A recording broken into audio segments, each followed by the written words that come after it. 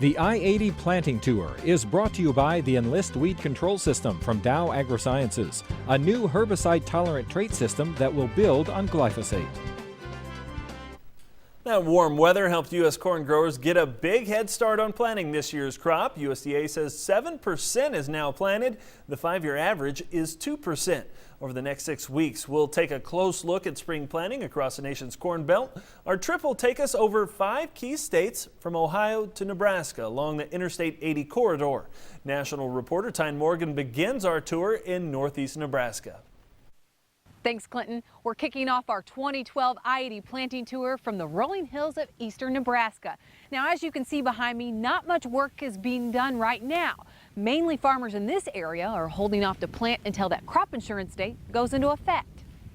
This may look like a beach, but it's a field outside of Omaha, Nebraska, in the Missouri River bottoms impacted by the flood of 2011. The water line was right here.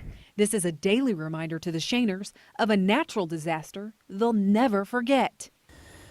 8 o'clock in the morning, Sunday morning, friends started showing up to help us move out of our house, and by 1 o'clock in the afternoon, the entire contents of our home was emptied into semi-trailers, and we were able to move out. The damage will be felt for years.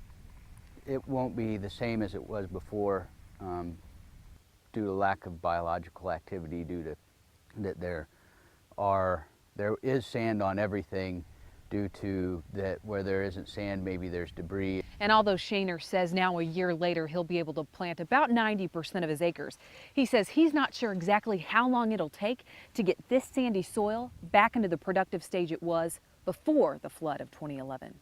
I think the biggest issue is going to be stand establishment for me, with the sand that's here, and to keep it from blowing, to keep it from cutting the crops off as they come up, and having enough moisture in order to get them to germinate. It's amazing the things you'll find. Shaner's actually thinking he'll plant more soybeans this year. Larry Musak is thinking the same because of a better price ratio for soybeans, as well as the recent USDA prospective plantings report, which showed the most corn being planted in 75 years.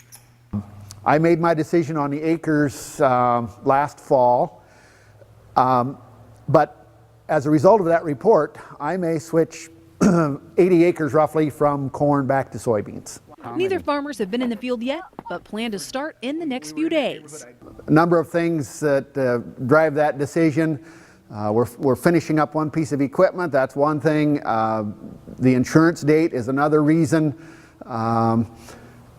Herbicide effectiveness is another reason. Another reason area farmers haven't jumped the gun on planting is it's just too dry. And the moisture situation that we talked about a little bit earlier is another reason that's really keeping me working here in the shop rather than going out and losing an inch of moisture every time I turn that soil. That isn't the case for everyone. Musak says the warm weather is enticing farmers to get in the field.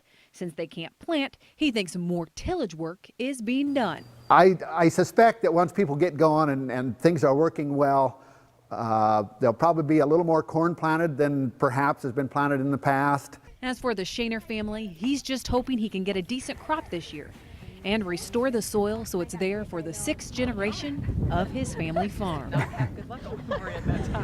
Clinton, next week on our I-80 planting tour, we'll jump from the Cornhusker State over to one of the top producing corn states in the country to see how planting's going in that area. Thanks, Tyne. USDA says 1% of the Nebraska corn crop is now planted, similar to last year.